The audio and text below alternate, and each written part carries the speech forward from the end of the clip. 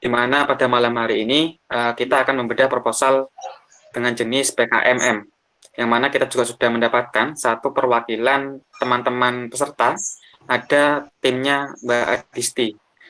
Nantinya kita akan membedah proposal PKMM yang tentunya semoga harapannya dengan setelah pertemuan ini, teman-teman juga akan menjadi tambahan, koreksi, dan juga nantinya memperbaiki mana yang perlu ditambahkan. Sekaligus yang saya hormati Ketua Umum Badan Eksekutif Mahasiswa Fakultas Ekonomi dan Bisnis Universitas Jember, Mas Rangga Aryo Wicaksono, yang kebetulan pada malam ini berhalangan hadir. Sekaligus yang saya hormati Ketua Panitia Sekolah PKM Paramesti, serta teman-teman panitia yang saya banggakan. Tentunya puji syukur marilah senantiasa kita curahkan kepada Allah Subhanahu wa Ta'ala yang telah melimpahkan rahmat serta hidayahnya kepada kita semuanya, sehingga kita dapat bersama dengan keadaan sehat walafiat, tak kurang dari satu apapun. Selawat serta salam senantiasa kita curahkan kepada Nabi Muhammad SAW yang telah membawa kita dari zaman kegelapan menuju dalam terang benderang seperti sekarang. Baik Pak Adi, mungkin untuk sesi malam hari ini, alhamdulillah teman-teman perwakilan tim udah beberapa yang hadir.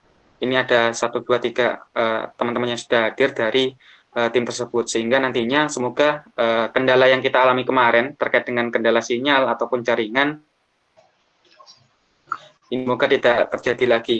Dan juga mungkin saya sampaikan kepada teman-teman untuk semoga bisa lebih interaktif lagi agar diskusinya nanti bisa berjalan dengan baik, dan tentunya semoga ini bisa menjadi pembelajaran dari teman-teman lainnya, karena rekaman ini nantinya kita akan upload ke YouTube dan juga akan menjadi konsumsi bagi teman-teman yang menempuh sekolah PKM Paramesti khususnya di PKMM ini, semoga bisa menjadi pembelajaran juga bagi mereka untuk mengkoreksi mana yang perlu ditambahkan. Saya kira seperti itu. Baik, mungkin itu pembuka dari saya. Untuk selebihnya saya serahkan kepada Pak Adi Paramu untuk membedah proposal PKMM yang telah kita pilih satu perwakilan tim tersebut. Pada Bapak Adi Paramu, waktu saya persilahkan. Ya, terima kasih Dito. Yang saya hormati semua yang hadir dalam pertemuan ini. Ya, Assalamualaikum warahmatullahi wabarakatuh. Mudah-mudahan kita dalam kondisi sehat walafiat ya. Jadi pada masa pandemi ini banyak perubahan-perubahan yang harus kita lakukan, termasuk dalam kebiasaan untuk menjaga kebersihan dan kesehatan. Jadi mudah-mudahan kita selalu dalam lindungan Allah Subhanahu wa Ta'ala, jadi sehat walafiat. Baik, saya akan sharing screen dulu ya. Kemudian nanti akan, kalau sudah kelihatan tolong diberitahu. Ini proposal PKMM ya. Sudah kelihatan ya?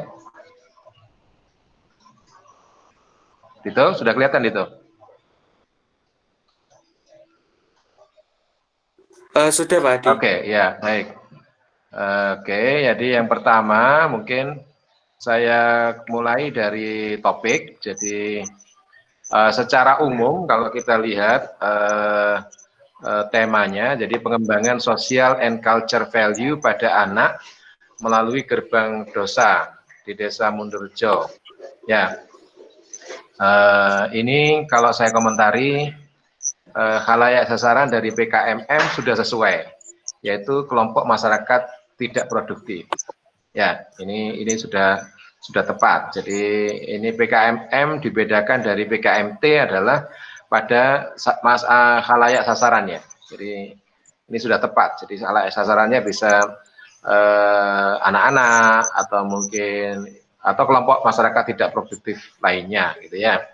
Jadi ini oke. Kemudian komen saya yang kedua adalah keanggotaan tim. Jadi ini saya lihat belum lintas angkatan, tetapi sudah lintas prodi saya lihat. Jadi ya sudah lintas prodi. Jadi anggota yang terakhir kalau nggak keliru ini berasal dari prodi yang berbeda, gitu ya. Jadi bukan kode 081. 081 itu kan FEB. Jadi ini 4 yang di atas adalah FEB, kemudian yang ini saya nggak hafal ini prodi apa ini. Ya. Jadi oke lah, ini saya kira mungkin apa namanya ya koreksi yang sulit untuk diadaptasi karena biasanya sudah terbentuk tim ini ya sulit untuk di apa namanya direformasi lagi gitu. Jadi di reshuffle ya. Jadi biarlah seperti ini, tidak apa-apa. Gitu ya. Oke, baik.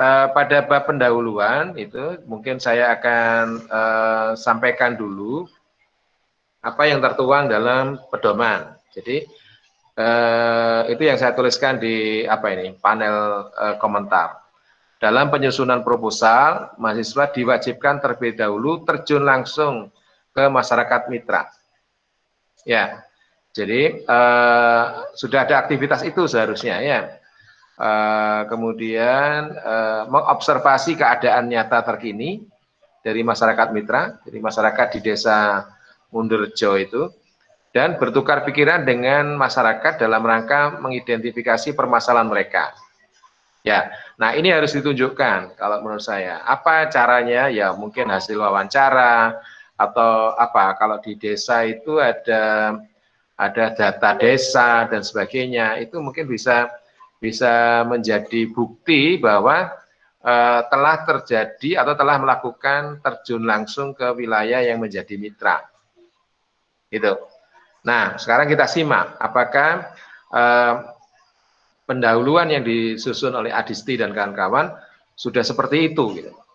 Ya, sudah memenuhi apa yang tadi disampaikan dalam pedoman gitu ya. Oke, kalau kita scanning paragraf pertama ini bersifat umum. Maksud saya inilah konteks di Indonesia. Ya, jadi mungkin kita bisa pastikan bahwa dalam pada paragraf pertama ini itu tidak ada observasi langsung pada lokasi ya, gitu ya. Jadi belum masuk ke apa yang dimaksud dalam pedoman gitu ya. Nah, yang kedua ini tentang permainan tradisional. Nah, ini. Jadi sekali lagi ini tentang objek yang mau sosialisasikan gitu ya. Tetapi masih belum berkaitan dengan observasi langsung masyarakat mitra gitu ya. Itu. Kemudian yang kedua, paragraf yang ketiga, itu ya fenomena. Ini yang mungkin perlu dipertajam lagi, Adisti. Jadi statement seperti ini kan umum ini kalau menurut saya. Jadi eranya sekarang adalah teknologi informasi, kemudian apa namanya bergantung pada gadget, gitu. Kemudian lupa dengan social and culture value misalkan. Nah itu kan umum, tidak hanya terjadi di desa Mundurejo saja, tetapi juga di wilayah-wilayah lain di Jember atau mungkin di Indonesia secara umum gitu ya. Nah ini yang menurut saya harus ada penguatan atau ada justifikasi yang mengatakan bahwa di Mundurejo itu perlu kegiatan pengabdian kepada masyarakat. Jadi saya kira secara konsep kalian sudah masuk ke Adisti dan kawan-kawan sudah masuk ke tema yang baik yaitu pengembangan pengenalan social and culture value pada anak-anak di desa yang terkikis oleh permainan modern gitu ya yang secara online misalkan. Nah, tetapi justifikasinya yang perlu diperkuat gitu. Itu. Nah, ini kemudian ada komentar saya yang di kesekian komentar yang sekian. Jadi justifikasi pelaksanaan PKMM pada wilayah ini belum ada.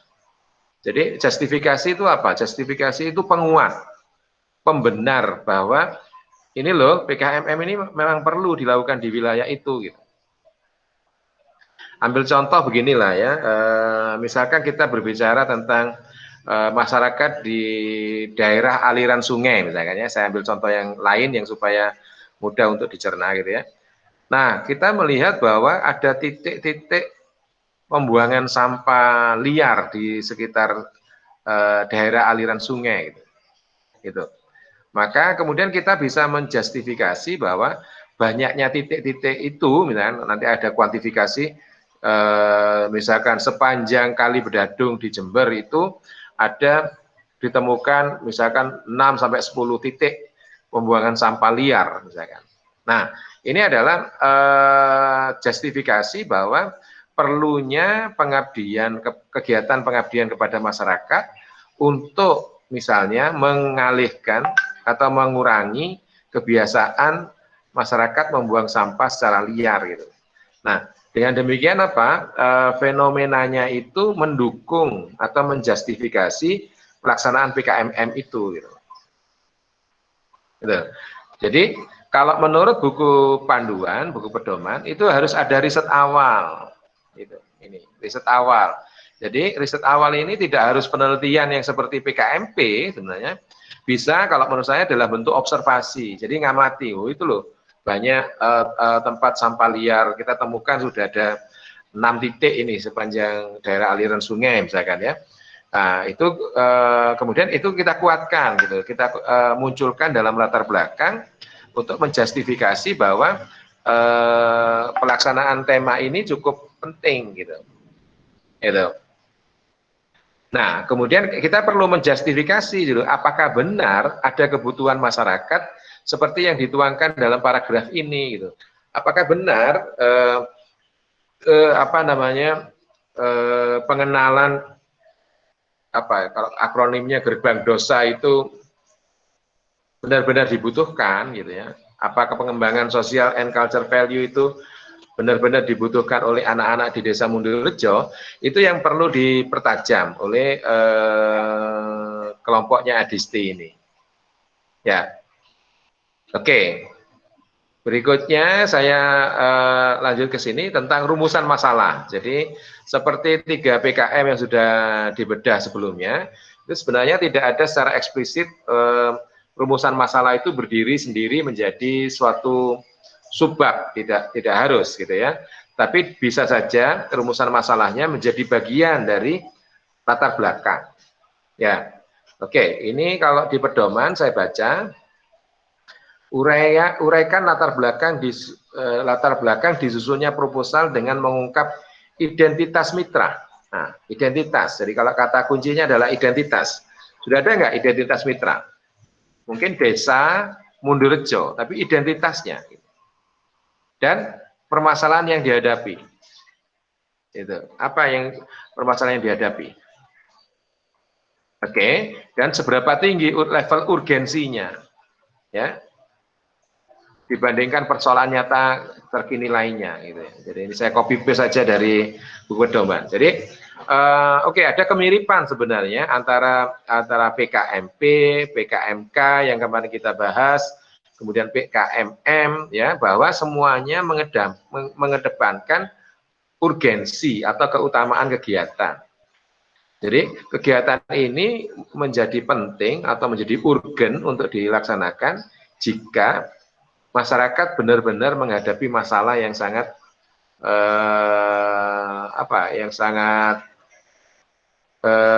penting gitu ya, sehingga misalkan sekarang anak-anak itu ya seharusnya mereka tidak bergantung pada gadget gitu, tapi ini kok banyak yang bergantung pada gadget ya. Nah ini maka kemudian itu kegiatan pengabdian kalian dianggap urgen karena untuk mengatasi persoalan itu gitu. Nah, jadi catatannya adalah ini yang sekarang sudah saya cetak tebal ini, itu harus muncul di dalam latar belakang, ya, itu. Nah, ini kalau menurut saya sementara ini, ya, mohon maaf bisa mengatakan hal ini, itu belum kelihatan, ya, belum kelihatan identitas mitranya, kemudian permasalahan yang dihadapi oleh mitra, gitu. Misalkan kalian harus bisa menunjukkan jumlah anak-anak di sana kira-kira yang terjangkit penyakit gadget itu berapa misalkan, itu yang perlu kalian sampaikan di sini gitu. Oke, yang berikutnya adalah tentang ini. Jadi rumusan masalah. Jadi poin-poinnya. Jadi kalau saya lihat kalian tidak perlu lagi mengetahui bagaimana cara mengenalkan permainan tradisional. Ya, Jadi begini maksud saya, ini nanti akan berkaitan dengan tujuan kegiatan sebenarnya. Kalian tidak lagi ingin mengetahui bagaimana cara mengenalkan permainan tradisional, tetapi kalian memang melaksanakan kegiatan itu. Jadi rumusan masalahnya adalah seharusnya mengangkat kontradiksi bahwa permainan tradisional itu syarat dengan nilai budaya dan nilai sosial yang bagus, tetapi banyak ditinggalkan oleh anak-anak karena mereka lebih menyukai atau lebih dekat dengan permainan modern gitu. Nah itu lagi kalau menggunakan istilah di penelitian itu ada gapnya itu. Seharusnya mereka lebih kenal dengan permainan tradisional, tetapi mereka lebih suka dengan permainan modern. Nah itu rumusan masalah yang ingin dipecahkan gitu. Jadi kemudian kalian tidak lagi menemukan bagaimana caranya. Justru kalian sekarang sedang menawarkan pelaksanaan cara itu untuk kegiatan pengabdian kepada masyarakat. Gitu. Itu ya. Oke, lanjut. Kemudian di subbab 1.3 ya ini lagi saya geser ke pedomannya. Jadi dalam menentukan solusi masalah mitra, mahasiswa mengkaji secara kritis dan mendalam akar permasalahan, berpikir secara kreatif untuk memilih berbagai alternatif solusi, serta bersama-sama mitra menentukan solusi yang diyakini paling efektif. Jadi solusinya udah ketemu, gitu ya. Solusinya sudah ditentukan, gitu ya, dalam PKM. Beda dengan PKMP. Kalau PKMP-nya adalah menemukan solusi, itu riset, ya, itu risetnya. Nah, kalau di PKMM itu sudah mengeksekusi solusi tertentu gitu. Jadi bukan lagi mencari solusi atau mencari cara atau atau yang setara dengan itu ya.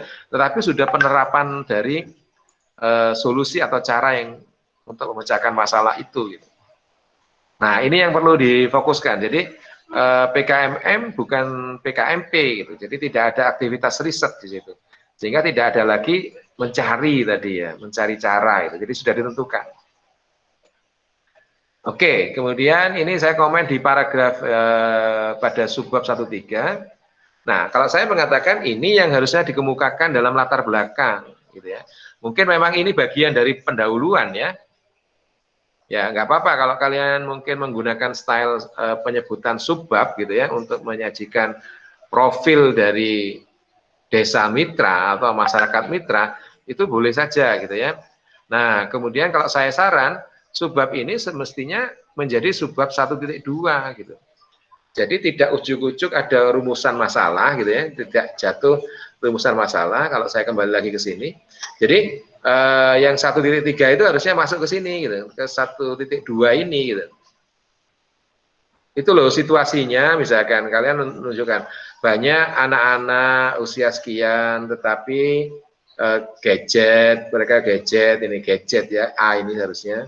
Kemudian ada wifi di desa, kemudian orang tua ngasih YouTube untuk menyelesaikan kebutuhan anaknya, kemudian dan seterusnya. Nah ini kan fenomena yang mendasari sebenarnya, yang menjustifikasi bahwa kegiatan pengenalan social and culture value itu penting gitu. Ini yang harus dikuatkan gitu ya. Itu. Nah, oke, baik. Kemudian yang berikutnya adalah kondisi potensi wilayah gitu ya. Kondisi potensi wilayah. Oke, apa komentar saya di sini yaitu fenomenanya masih umum. Kalau kalian baca ini nanti kita baca ya bareng. Fenomenanya masih umum. Setiap desa mungkin mengalami hal ini. Coba perhatikan ya. Desa Mundurjo merupakan salah satu desa di Kecamatan Umbulsari. Desa ini berpotensi untuk dijadikan objek PKMM, bukan PKMK ya, PKMM. Sesuai dengan tema yang diambil oleh penulis. Lagi ya, kata penulis harusnya disembunyikan. Bahkan ini sudah nggak tepat karena penulisnya kan banyak. Jadi kalau mau di serempet ya namanya tim penulis mestinya gitu ya.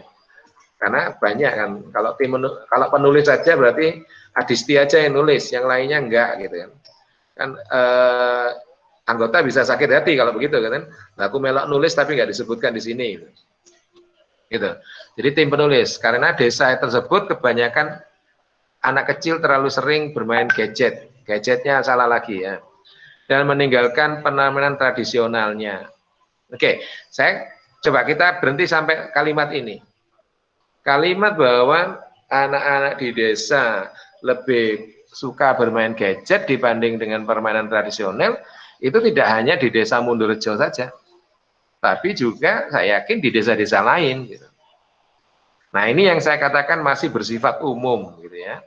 Jadi coba subbab ini ya, subbab 1.4 ini itu dikunci di desa Mundurejo gitu.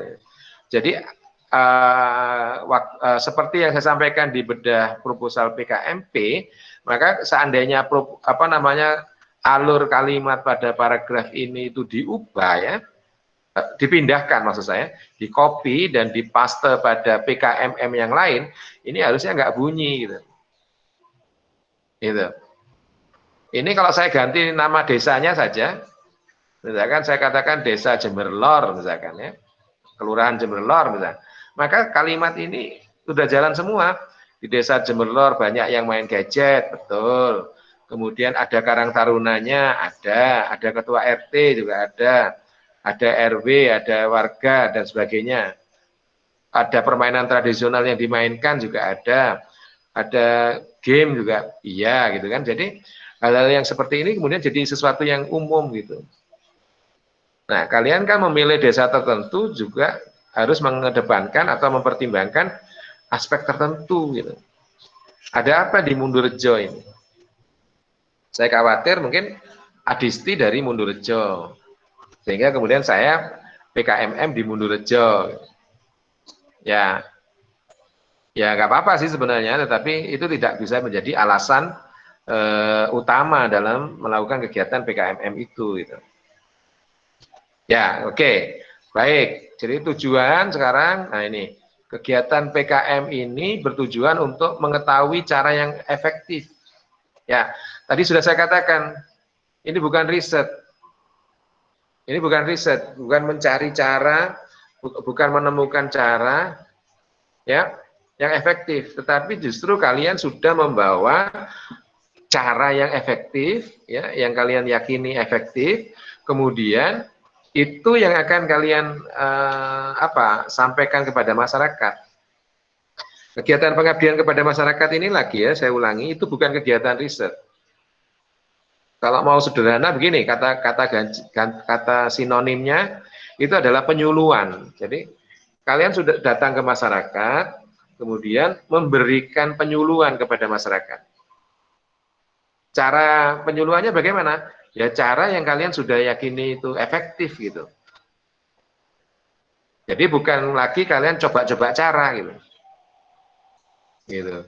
Tapi kalian sudah yakin, oke, caranya adalah dengan sosialisasi, dengan digabung dengan game, digabung dengan pendampingan misalkan. Nah, cara itu dianggap sebagai cara yang efektif, kemudian sudah jangan cari cara lain, karena yang kalian lakukan adalah kalian mempraktekkan itu semua gitu. Oke, itu tujuan. Jadi oke, nanti bisa dimodifikasi. Nah, luaran sekarang. Pedoman mengatakan target luaran yang diharapkan dari kegiatan ini dan manfaat kegiatan harus disajikan pada bab ini. Oke, luaran sudah ada. Nah, sekarang nanti tolong dievaluasi gitu. Di pedoman, luaran yang dimaksud apa gitu. Itu. Jadi pernah saya diskusikan, mudah-mudahan nanti mungkin kelompok PKM ini juga menyimak video yang sudah di-share untuk bedah proposal PKMP gitu ya, untuk bisa memahami apa yang sebaiknya dituliskan dalam luaran yang diharapkan. Gitu ya. Oke, baik. 1.7 apa ini kegunaan program, maka kegunaannya adalah mengurangi ketergantungan pada gadget dan lain-lain. Gitu. Oke ya, lagi ya, kegiatan kalian adalah mensosialisasikan atau mengenalkan sosial and culture value melalui konsep yang kalian sebut sebagai gerbang dosa. Ya. Nah, kalau itu dilaksanakan, apa yang terjadi pada masyarakat? Itu yang redaksi manfaat itu maksudnya. Itu. Nanti coba direview lagi. Apakah bisa gerbang dosa itu mengenalkan pentingnya permainan tradisional Indonesia sebagai aset kepada anak-anak? Apakah bisa membimbing anak-anak dalam memahami permainan tradisional sebagai kebudayaan asli Indonesia? Apakah bisa meningkatkan pengetahuan anak-anak terhadap permainan tradisional? Dan seterusnya. Jadi, kalau menurut saya tadi kaitannya dengan fenomena, maka kegunaannya adalah sebenarnya untuk mengurangi ketergantungan pada gadget, ya. Kontennya adalah konten permainan modern gitu ya. Itu.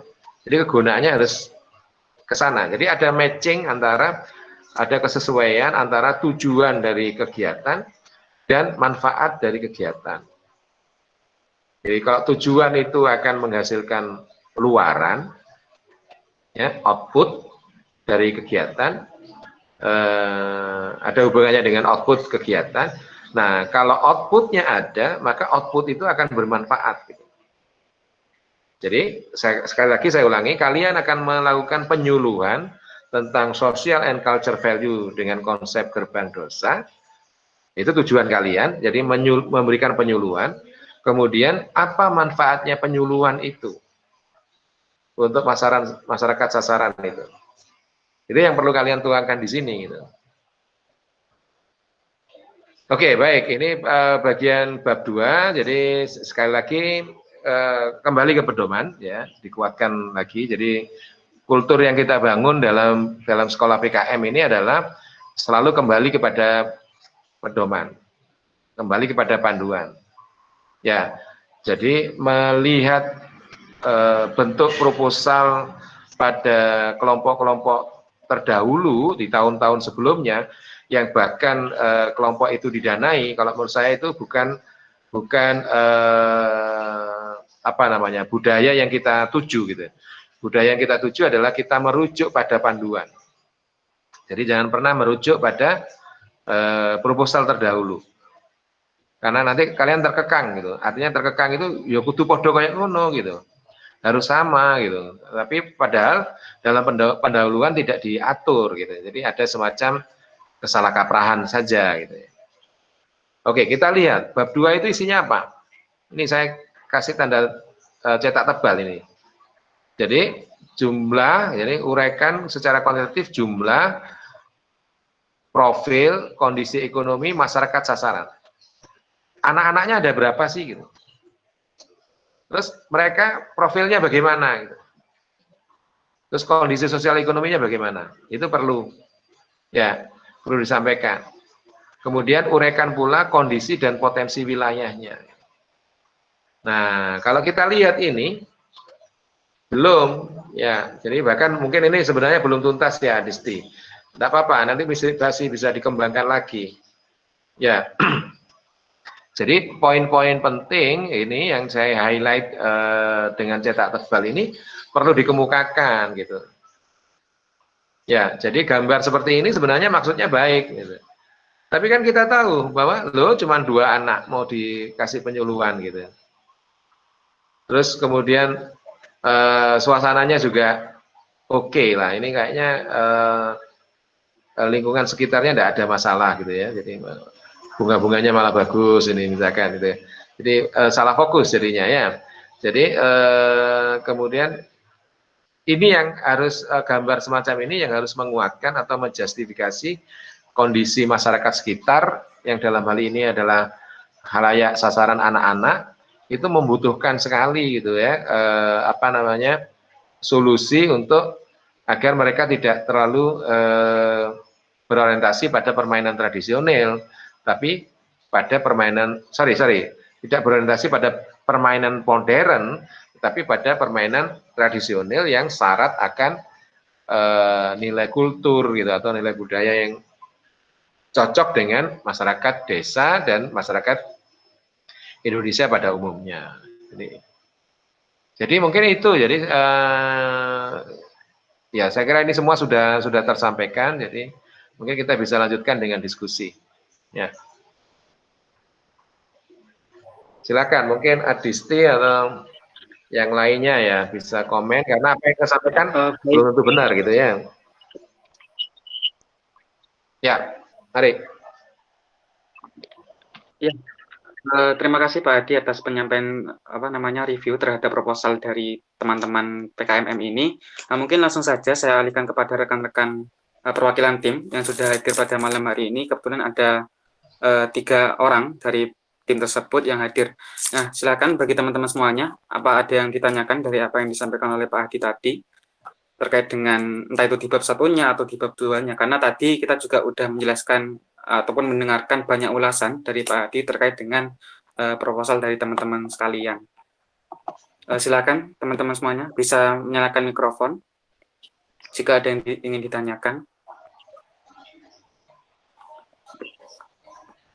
Atau mungkin ini Pak, sambil menunggu teman-teman yang lain. Ya. Kalau saya lihat di judulnya. Nah, kalau kita ngikutin pedoman sebagai guidance kita, karena memang sifatnya adalah kita harus merujuk pada pedoman, bukan proposal ataupun PKM terdahulu.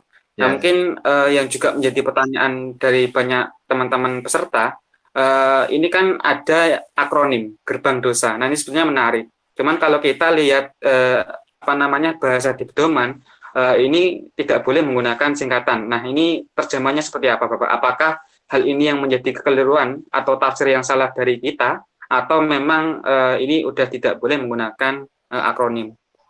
Nah, mungkin bisa dijelaskan Bapak untuk sebagai pembuka. Ya, kalau tema ini menurut saya sense-nya agak beda. Karena kan ada kata-kata yang mendahului akronim itu. Jadi pengenalan sosial and culture value bla bla bla melalui gerbang dosa misalkan. Kalau menurut saya mungkin masih oke lah. Jangan kemudian judulnya adalah akronim saja gitu. Gitu. Jadi judulnya tidak hanya akronim saja gitu. Kalau yang kemarin PKMK ya kayaknya akronim judulnya gitu. Jadi kemudian dipanjangkan gitu. Jadi mungkin menghindari yang seperti itu maksud pedoman ya. Jadi memang menjadi style. Beberapa waktu lalu saya juga ngamati ya, setidaknya pada saat tahun 2017 itu yang saya ikut mendampingi PKM yang mewakili UNED, itu dari FKM itu juga membuat judul pedoman PKM dari mahasiswa FKM ya, kesehatan masyarakat, membuat judul PKM dengan diawali akronim gitu. Tapi kemudian di titik 2 dan dipanjangkan, tapi ada frasa pelengkapnya gitu. Jadi mungkinlah, jadi kalau kita mau kombinasikan silakan ada akronim, tetapi tidak semata-mata judul itu adalah akronim itu gitu. Makanya saya nggak komen ini, yang ini saya nggak mengomentari gerbang dosanya gitu, karena apa? Ada pengenalan social value dan seterusnya. Gitu. Baik, ya terima kasih Pak Adi atas penjelasannya juga. Barangkali ini juga mungkin sedikit menjadi wawasan juga bagi kita semuanya, karena memang meskipun ini udah menyampai pengerjaan bab 3, tapi juga masih banyak teman-teman yang menanyakan terkait dengan judul, terutama yang penggunaan akronim di judul tersebut. Nah, mungkin silakan teman-teman. Tadi Mbak Adisti juga udah menyalakan mikrofonnya sebelumnya. Ditanyakan. Adisti, ayo. Assalamualaikum Pak, selamat malam. Agak keras, Adisti.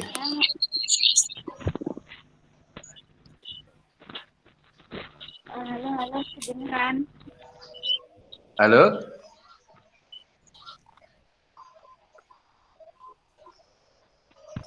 Mungkin lebih didekatkan Adisti di speakernya, karena juga belum terdengar terlalu jelas suaranya.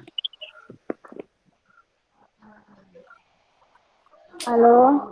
Ya. Kedengeran Pak? Ya, kedengaran. Eh, ini Pak, saya mau menanyakan. Kan tadi Bapak bilang mengenai riset awal. Yang harus berarti kan PKM-nya saya dan teman-teman itu harus melakukan riset awal.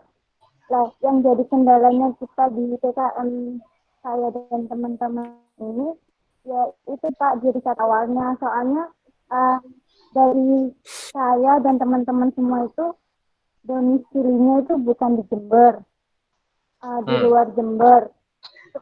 Kita tahunya desa Mundu Rejo itu dari salah satu teman kita, Pak. Anggota Jadi kelompok. kita enggak Pak, dari teman seangkatan. Oh, Kita pernah diajak main ke rumahnya gitu, Pak. terus teman seangkatanmu tidak Jadi jadi anggota tim ini ya? enggak, Pak. Oh, Kan kemarin niatnya kita itu ambilnya di luar Jember. Tapi kita mikir lagi kan ini kita di kuliahnya di Jember. Jadi ya otomatis kita cari yang di Jember. Terus temannya kita itu kita itu dapat informasi itu ya dari temannya saya, Pak.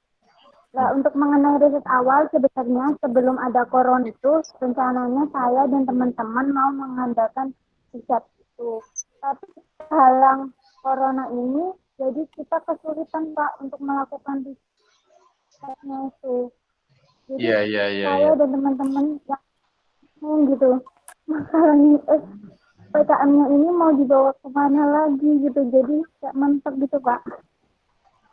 Iya. Posisimu sekarang di mana?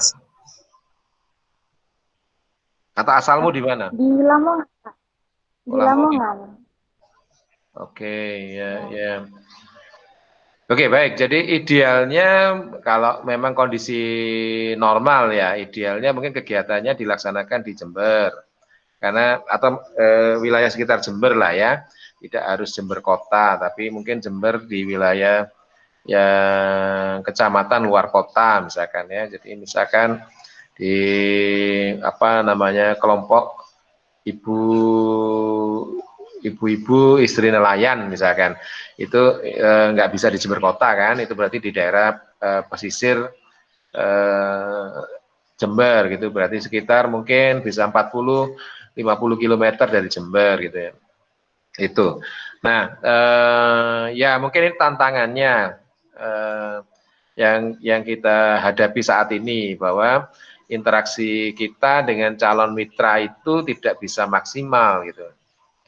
Persepsi saya tadi bahwa ada salah satu anggota tim itu yang berasal dari daerah itu gitu.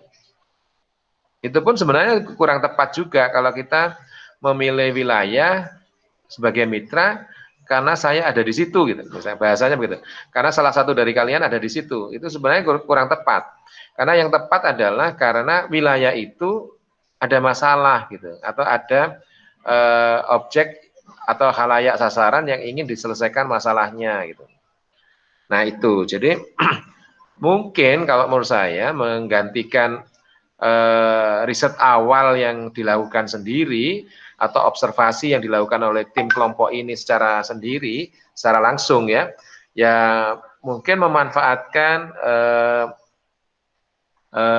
teman seangkatan tadi gitu untuk membantu gitu ya, membantu memberikan pasokan data awal ya atau observasi awal yang menjustifikasi, yang menguatkan pentingnya PKMM ini gitu. Mungkin pendekatannya begitu gitu. Gitu, pendekatannya dilakukan dengan cara itu gitu. Jadi misalkan anak-anak di balai desa itu pegang gadget semua itu, misalkan itu kira-kira ada berapa orang gitu, atau bagaimana gitu ya. Itu kan mungkin bisa dibantu oleh teman yang tinggal di sana gitu ya, di desa itu. Mungkin bisa fotonya tadi boleh, Tapi kalau saya nggak menyarankan foto ya, karena space di ruang yang digunakan dalam proposal itu bisa mengurangi jatah halaman yang bisa dimanfaatkan sebenarnya ya, eman-eman gitu. Gitu. Mungkin gitu Adisti. Jadi ya mungkin kendala saat ini tidak bisa riset awalnya dilakukan oleh kelompok ya, jadi mungkin harus menggunakan media lain gitu ya. Ya, itu, gitu mungkin. Baik, gimana teman-teman peserta? Apakah ada feedback dari apa yang sudah disampaikan Pak Adi tadi? Karena memang semuanya ya kita terkendala terkait dengan objek ya. Apalagi ini PKMM yang mengharuskan kita harus sedikit banyak terjun langsung ke lapangan untuk mencari data terhadap objek yang ingin diteliti seperti itu. Cuman ini Pak Adi, ada hal yang menarik yang memang menjadi fokus tadi, terutama yang saya tangkap adalah PKMM ini bukan riset lagi. Mungkin berbeda dengan PKMP yang awalnya kita harus melakukan riset terhadap penelitian kita. Tapi nanti kita harus membawa cara yang baik kepada masyarakat ataupun memberikan cara. Jadi sifatnya bukan mencari cara, tapi memberikan cara ataupun penyuluhan. Nah, nanti untuk dalam konteks PKMM ini, penyuluhan seperti apa Pak Adi yang baik untuk dilakukan terhadap permasalahan yang masing-masing diangkat oleh teman-teman yang ada. Terlebih mungkin karena memang ini kendalanya adalah masih pandemi COVID yang juga waktunya nggak tahu sampai kapan Pak. Mungkin lebih bisa disampaikan Pak Adi terhadap gimana penyuluhan yang baik untuk dilakukan. Oke, kalau secara umum seperti kalau saya nggak keliru menangkap ya apa yang ada di proposal ini itu kan mau mengenalkan ulang gitu kan, mau mengenalkan ulang permainan tradisional kepada anak-anak gitu.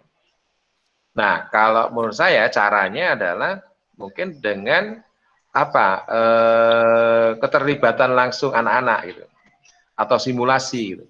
Jadi misalkan gobak sodor misalkan itu tidak diajarkan atau dikenalkan dengan mendeskripsikan apa itu gobak sodor, tetapi anak-anak diajak bermain gobak sodor. Jadi itu yang namanya adalah cara yang tadi disosialisasikan gitu. Itu tentunya mungkin tidak hanya sekedar langsung implementasi cara ya. Mungkin ada kegiatan sebelum pelaksanaan cara itu. Apa yang dia harus siapkan? Mungkin sarana prasarana disiapkan, alat permainan disiapkan, dan sebagainya. Kemudian setelah itu diikuti dengan pelaksanaan penyuluhannya dengan cara tadi itu role play atau bermain secara langsung. Kemudian setelah itu selesai diikuti dengan evaluasi gitu. Nah, maka alur mulai dari merencanakan kegiatan, kemudian melakukan praktek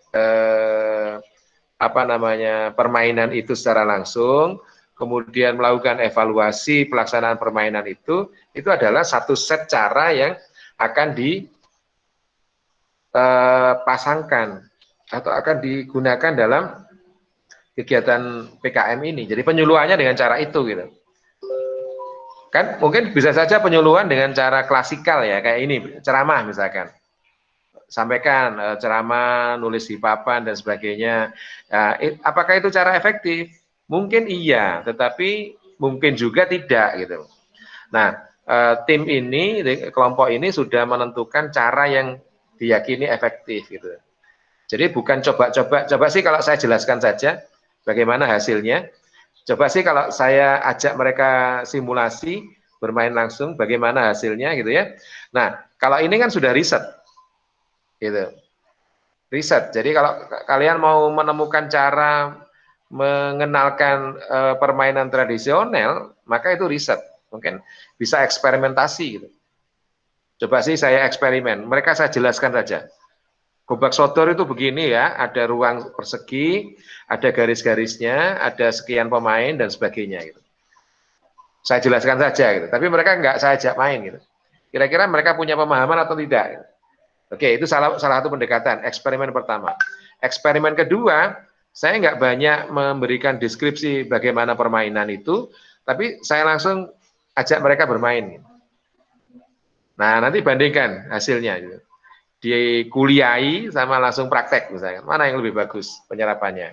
Nah, itu riset. Gitu. Tapi yang pengabdian itu sudah tidak begitu. Pengabdian sudah langsung, jadi langsung kalau bahasa saya tadi sudah langsung menerapkan cara yang diyakini sudah terbaik gitu. Gitu. Itu Dito. Jadi ini siklusnya sebenarnya bagus ini. Kalau saya sambung ya, PKMP kemarin itu kan menemukan strategi. Menemukan. Bagaimana cara menemukannya? Dilakukan dengan riset. Nah, tahun depan misalkan ya PKM itu didanai misalkan ya. Maka pada tahun berikutnya harusnya itu ditularkan kepada adik kelasnya untuk melakukan kegiatan pengabdian berbasis hasil penelitian itu. Misalnya nih, strategi pengembangan inovasi. Caranya gimana? Yaitu dengan menghadirkan trainer atau inovator dan memasangkan alat inovasinya pada masyarakat sekitar. Nah, PKM-nya menghadirkan inovatornya itu, pemberi penyuluh inovasi itu, kemudian membelikan aset untuk melakukan inovasi misalnya. Nah itu, jadi itu malah bagus, jadi satu siklus. Nggak hanya di riset saja gitu ya, diteliti lagi, strategi lagi, tapi implementasinya nggak sempat gitu.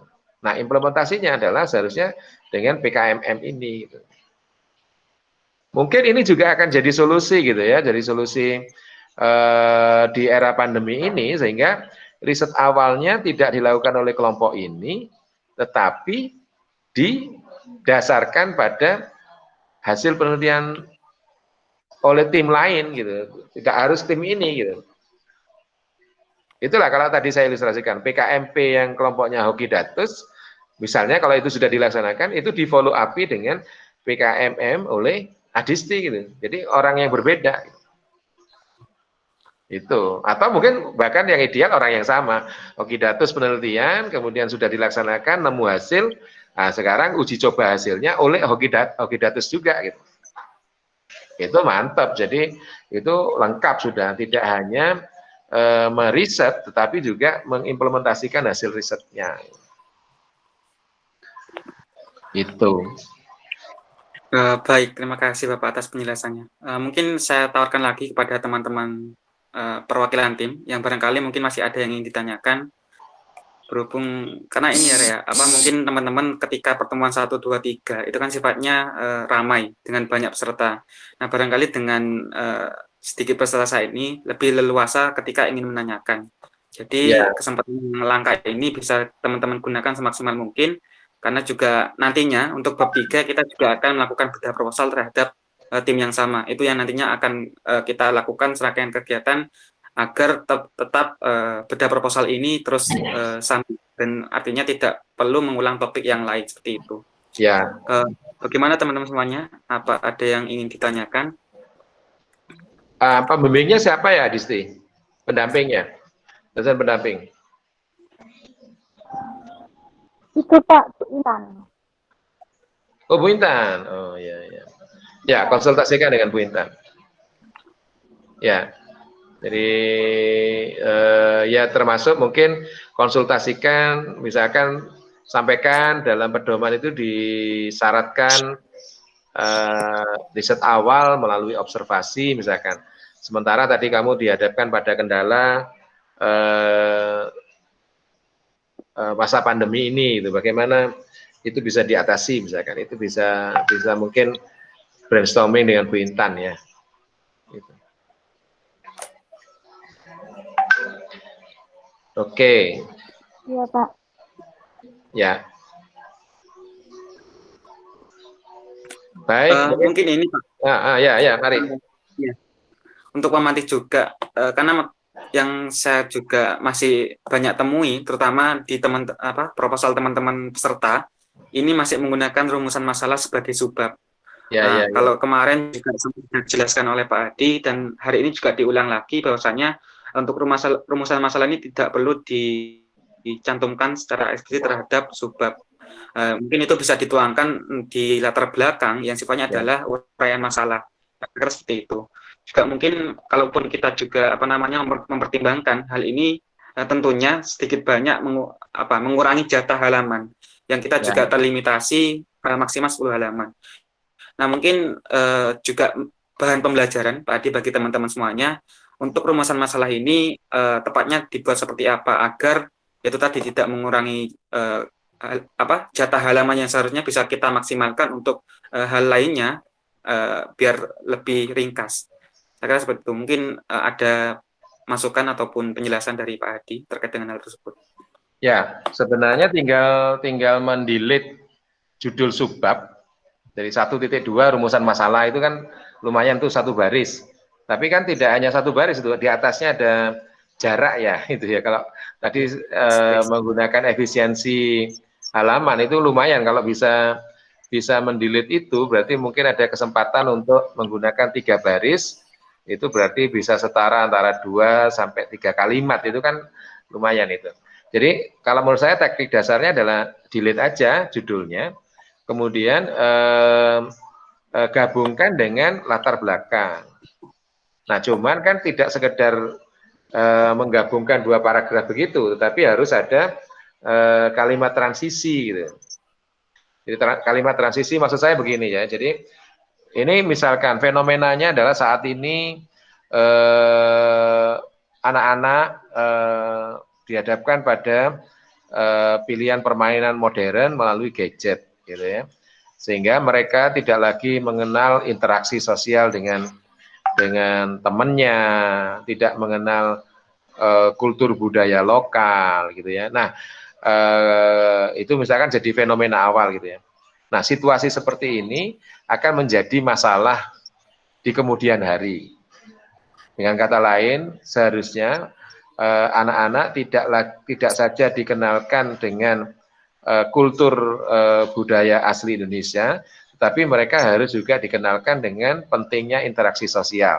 Nah, misalkan kalau redaksinya seperti itu implisit bahwa kita sudah menemukan atau mengungkapkan, nah itulah rumusan masalahnya itu, bahwa interaksi sosial dengan pengenalan kultur budaya asli itu penting gitu. Itu. Jadi singkatnya seperti itu. Jadi delete aja gitu. Jadi bukan berarti satu subbab dihilangkan gitu, tapi kontennya rumusan masalah itu diinsertkan ke latar belakang gitu. Gitu. Kalau tujuan luaran sebaiknya kalau menurut saya memang harus ada subbab agar memudahkan si reviewer untuk mengidentifikasi. Kadang-kadang reviewer kan ingin membaca cepat. Baca cepat itu langsung loncat ke subbabnya. Saya ingin tahu sih luarannya apa. Itu nggak nyari pelan-pelan dari latar belakang sampai ketemu luaran gitu, enggak. Tapi langsung buka subbab kesekian luaran. Jadi bolak-balik halaman gitu ya, scanning gitu ya. Atau kalau menggunakan file itu saya bisa search gitu, luaran misalkan. Nanti kan langsung menuju ke teks yang diketik dengan kata luaran gitu. Nanti baru saya baca di situ. Sehingga itu penting kalau dibuatkan subbab. Tapi rumusan masalah itu bisa nyisip ke latar belakang, termasuk urgensi saya kira bisa nyisip ke situ gitu. Gitu. Latar belakang ya. Baik, terima kasih Pak Adi atas penjelasannya. Bagaimana teman-teman semuanya? Ini ada Adisti, Rosalia dan juga Siti Novita selaku perwakilan tim yang mungkin masih ada beberapa waktu, silakan bagi yang ingin ditanyakan. Karena kesempatan ini kesempatan langka, silakan maksimalkan sebaik mungkin. Silakan Mbak Siti Novita, mungkin tadi menyalakan mikrofon, ingin ditanyakan. Ini Pak Adi, mau tanya terkait dengan adanya pandemi ini kan ada perubahan-perubahan tentang kayak mekanismenya. Itu kemarin dari Bu Intan sendiri disuruh untuk mengarahkan PKMM ini menjadi ke bentuk digital, Pak. Itu gimana ya, Pak? Ya bagus, misalnya ya ini kan terobosan, itu makanya inovasi, kreativitas itu terpicu karena situasi seperti ini. Jadi bisa saja misalnya nih ya, kalian mengidentifikasi permasalahan secara virtual. Jadi maksud saya khalayak sasaran kalian itu bisa saja agak meluas gitu ya.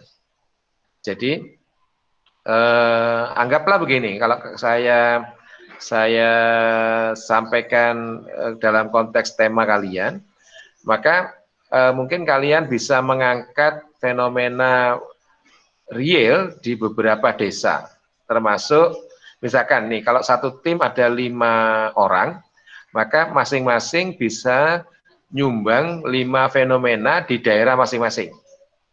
Yang dari Mundurejo berbicara tentang Mundurejo, yang dari Lamongan berbicara tentang Lamongan, yang dari wilayah lain berbicara tentang apa yang terjadi di wilayahnya pada konteks tertentu. Contoh lah, misalkan pada konteks fenomena anak-anak menggunakan gadget. Mungkin bisa begitu ya.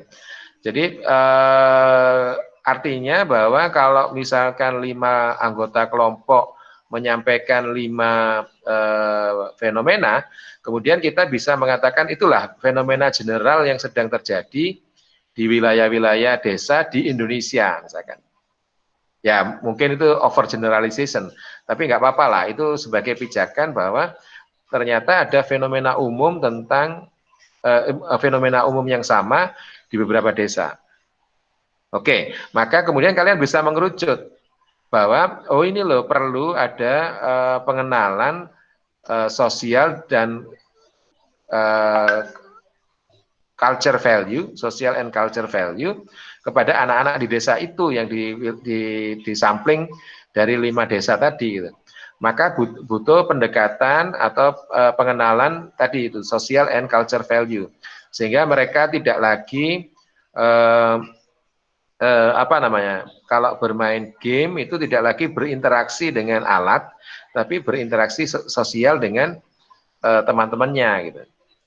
Oke, caranya gimana? Caranya adalah sosialisasi permainan lokal gitu. Jadi apa yang kalian lakukan? Cara apa yang kalian akan adopsi? Yaitu pengenalan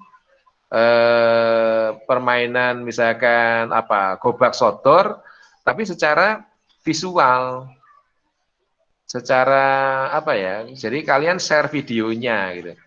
Jadi dalam hal ini tadi saya katakan khalayak sasarannya adalah masyarakat secara virtual, jadi nggak face to face gitu. Jadi mungkin itu yang dimaksudkan oleh Bu Intan, sehingga itu jadi poin baru, jadi ada creativity. Kalau pada kondisi normal penyuluhannya dilakukan dengan cara langsung datang ke desa, pada kondisi pandemi ini penyuluhannya dilakukan secara digital. Jadi kalian nanti akan posting video tentang bagaimana permainan tradisional terhadap dalam konteks social and culture value gitu. Mungkin bisa begitu gitu. Tapi ya tetap kalian harus bertemu kan anggota kelompok, bagaimana bisa mengilustrasikan gobak sodor. Kalau kalian online 5 orang berpencaran di daerah yang berbeda-beda, kan nggak bisa matching nanti. Tapi kalian kumpul kemudian membuat desain, merekam desain itu dalam bentuk video, gitu ya. Kemudian menghasilkan video itu untuk pengenalan social and culture value. Mungkin itu bagus. Barangkali itu, Novita.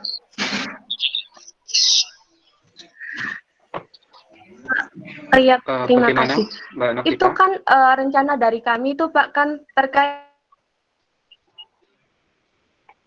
melepas gadget. Kalau kayak gini kan aja itu Pak memakai gadget lagi gitu loh Pak. Kan rencana kami itu dari anak-anak itu tidak memainkan gadget untuk usia segini gitu loh Pak. Kalau mau virtual berarti ini masih memakai gadget. Iya, tapi kan tujuannya bukan menggunakan gadget untuk misalkan belajar sesuatu. Kayak kuliah online lah misalkan. Kan nggak mungkin kamu lepas dari gadget. Tetap menggunakan gadget, tapi gadgetnya adalah digunakan untuk social and culture value creation gitu ya. Jadi mengkreasi social and culture value gitu. Jadi misalkan gadgetnya digunakan untuk memahami bagaimana bermain permainan tradisional gitu. Jadi apa ya tetap menggunakan gadget, tapi nanti kalau dia mau praktek permainan itu, dia harus interaksi sama teman-temannya gitu. Karena Gobak Sodornya nggak ada yang game digital Gobak Sodor itu bukan itu. Saya yakin maksudnya Bu Intan bukan itu. Tapi kalian meng-create atau mengenalkan Gobak Sodor untuk anak-anak. Atau begini malah justru halayak sasarannya diganti gitu. Fenomenanya memang fenomena yang diangkat dari anak-anak, tapi video yang kalian mau hasilkan itu sasarannya adalah untuk orang tuanya, bukan untuk anak-anaknya. Gitu. Sehingga apa? Nanti yang belajar adalah orang tuanya. Begitu orang tuanya paham, dia bisa ngajak main anaknya dengan menggunakan tutorial dari video itu gitu. Mungkin itu malah bagus itu. Jadi apa? Cerdik lah itu, inovatif gitu ya.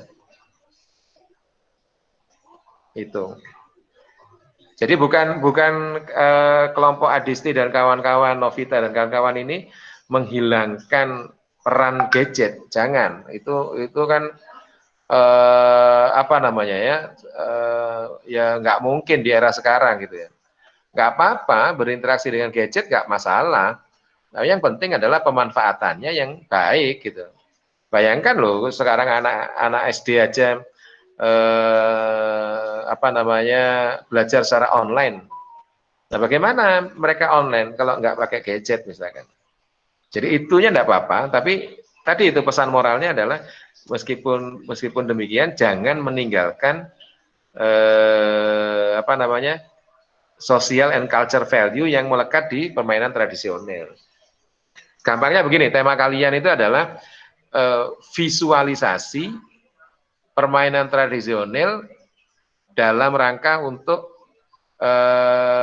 meningkatkan social and culture value di kalangan anak-anak. Jadi luarannya itu apa? Video tentang permainan tradisional. Bagus itu. Wah ini ide spontan ini. Jadi kalian Adisti mungkin bisa langsung switch. Wah ya itu sudah. Saya bantu frame-nya tadi. Masing-masing anggota kelompok nyumbang fenomena di latar belakang. Ide besarnya adalah bikin video. Jadi nanti RAB-nya adalah RAB menyusun video. Gitu. Bagus itu. Saya mendukung, saya support. Jadi apa namanya? Digitalisasi PKMM. Itu cocok sekali, jangan-jangan itu yang diinginkan. Jadi mungkin temanya agak diubah, Adisti dan Novita. Temanya, judulnya agak diubah. Jadi pengenalan itu semua di era pandemi COVID-19. Wah, cocok. Jadi pendekatannya adalah pendekatan menghasilkan luaran dalam bentuk video, tutorial, permainan tradisional, sehingga itu secara virtual. Ya. Itu Dito. Ya.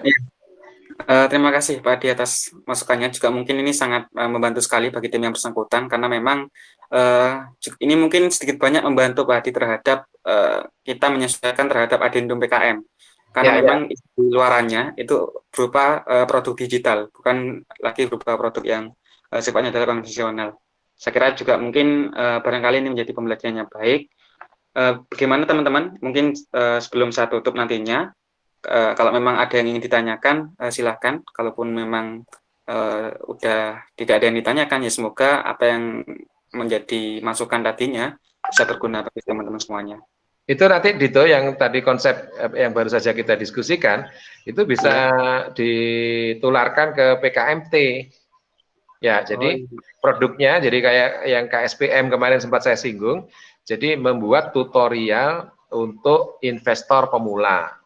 Jadi keluarannya bisa dua bentuk sebenarnya, bentuk konvensional, tutorial tertulis dalam bentuk buku, kemudian yang kedua adalah tutorial dalam bentuk video gitu. Itu. Nah, jadi bisa begitu nanti arahnya. Sehingga sebenarnya kan PKMM dan PKMT itu sejalan kalau menurut saya. Iya. Beda khalayak sasaran saja gitu. Keduanya ada kemiripan. Kemiripannya apa? Tidak lagi ada riset. Gitu. Perbedaannya apa? Perbedaannya ada khalayak sasaran gitu ya. Mungkin bisa didorong begitu gitu. Jadi mungkin dalam kesempatan ini melalui rekaman ini barangkali ini bisa menginspirasi juga bahwa digitalisasi atau tema-tema PKMM dan PKMT diarahkan untuk menghasilkan luaran digital. Ya. Kalau penelitian memang yang PKMP yang kita bahas itu agak sulit untuk dilakukan secara online ya. Tapi kalau misalkan survei mengenai kepuasan konsumen misalkan, meskipun ini tidak terlalu matching untuk PKM, itu kan bisa dilakukan secara online. Google Form misalkan ya, menggunakan Google Form ya. Mungkin itu.